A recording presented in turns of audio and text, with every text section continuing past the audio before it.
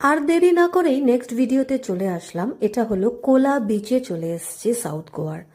রাস্তাটা যতটাই ভয়ঙ্কর হোক না কেন, ভেতরে গিয়ে যে একটা স্বর্গের মতো সুন্দর জায়গায় পৌঁছে যাব সেটাই দেখাতে চলেছি। সিঁড়িগুলো দেখতে যতটা সহজ, আমরা প্রথমে যখন যাই গায়ে প্রচুর শক্তি থাকে, ফিরে আসার সময় অনেকটা এনজয় করে সবাই বিচে। ফিরে আসার সময় কিন্তু আমি এই সিঁড়ি দিয়ে উঠতে আমার যে কি কষ্ট হয়েছিল, আর এমনিও আমি একটু হাঁটতে কমই পারি, মানে আমার সিঁড়ি দিয়ে উঠতে আমার ভীষণ কষ্ট।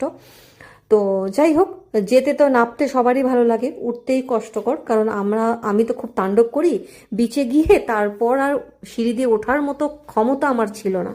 একটা একটা সিঁড়ি উঠছিলাম। তো জায়গাটা দেখতে এমনটা, সম্পূর্ণটা আমি ঘুরিয়ে দেখিয়ে দিচ্ছি। এখানে আমরা কায়াকিং করেছিলাম, সেই ভিডিওটা নেক্সটে আসবে। আর তোমরা দেখেই বুঝতে পারছো যে এই জায়গাটার যে এই যে একটা সাইড বিচ আছে, আর ওই দিকে যে যাচ্ছে ওই দিকে কিন্তু আরেকটা মানে সাইড, ওখানে কায়াকিংটা হয়, সেখানেই আমরা যেতে চলেছি। সমুদ্রটা অনেকটাই মানে একটু গভীর, সেজন্য একদমই সামনে কেউ যাচ্ছিল না, মানে ওইখানে কিন্তু কাউকে আমি চান করতে দেখিনি। কারণ প্রথম থেকে মানে ফার্স্ট লেয়ার থেকেই একটু ডিপ মতোই দেখতে পেলাম, কারণ প্রথম থেকেই ডেঞ্জার লেখাটাই ডেঞ্জার ছিল আর কি। তো ওই জন্য আমরা অতটা যাইনি সামনেটার মধ্যে।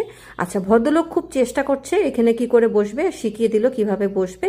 দেখতে খুবই কম জলটা, বাট সামনে গিয়ে আরো অনেকটা জল আসছে। আর নেক্সট ভিডিওটা কিরকম সুন্দর হতে পারে সেটাও আশা করি সবাই বুঝতে পারছো। সম্পূর্ণ ভিডিওটা দেখতে চাইলে অবশ্যই নেক্সট ভিডিওটার অপেক্ষা করো। Thank you so much. আমার ভিডিওসগুলো দেখে যাদের ভালো লাগছে, সুন্দর সুন্দর কমেন্ট করছো, তাদেরকে অসংখ্য ধন্যবাদ। সুন্দর সুন্দর কমেন্ট করলে আসলে নেক্সট ভিডিওগুলো করতে বেশি ভালো লাগে। থ্যাংক ইউ সো মাচ সবাইকে।